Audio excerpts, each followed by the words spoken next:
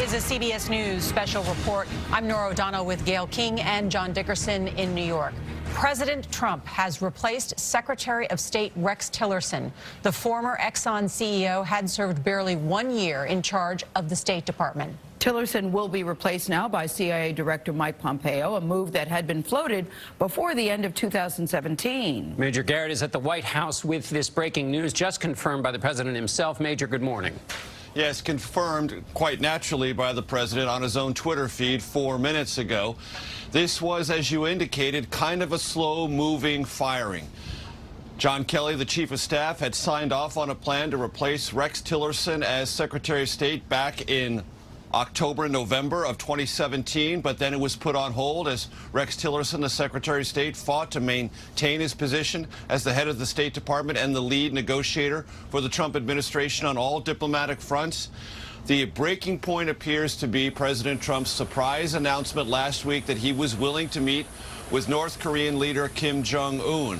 Not only did that surprise his closest White House advisors here, but it completely left Rex Tillerson and the State Department out of the mix entirely. And when Rex Tillerson, traveling recently, sort of poured cold water on the idea of this direct meeting, saying that a lot of preparatory work still needed to be done, raising questions whether the meeting would occur at all, that apparently was the breaking point for President Trump. And Mike Pompeo, the CIA director, who we should inform our audience is the person who provides in person every single day the president's daily intelligence briefing. So he has maintained a very tight, close personal working relationship with the president. Pompeo now will shift from the CIA over to the State Department.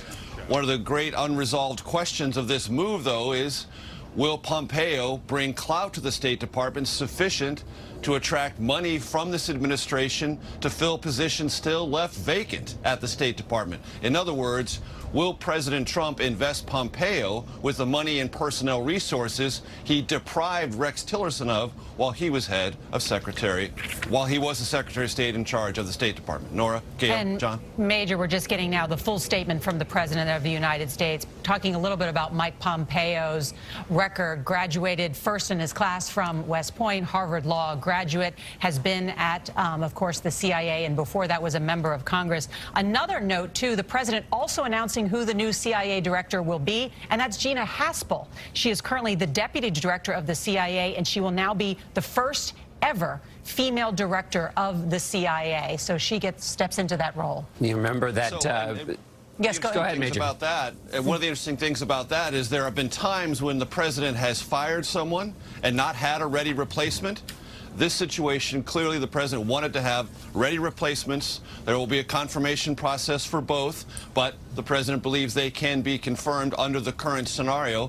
One of the reasons other people haven't been fired is because confirmation battles might be too cumbersome. The White House clearly believes this is doable. Okay, Major, thanks. All of this on the eve of those tense North Korean negotiations. Coverage will continue throughout the day on CBS, on this CBS station, and on our 24-hour streaming network, CBSN. Watch it at cbsnews.com. There will also be a complete wrap-up tonight, of course, on the CBS Evening News with Jeff Glor. Many of you will return now to CBS This Morning. This has been a CBS News special report. I'm Nora O'Donnell with John Dickerson and Gail King, CBS News, New York. For news 24 hours a day, go to CBS.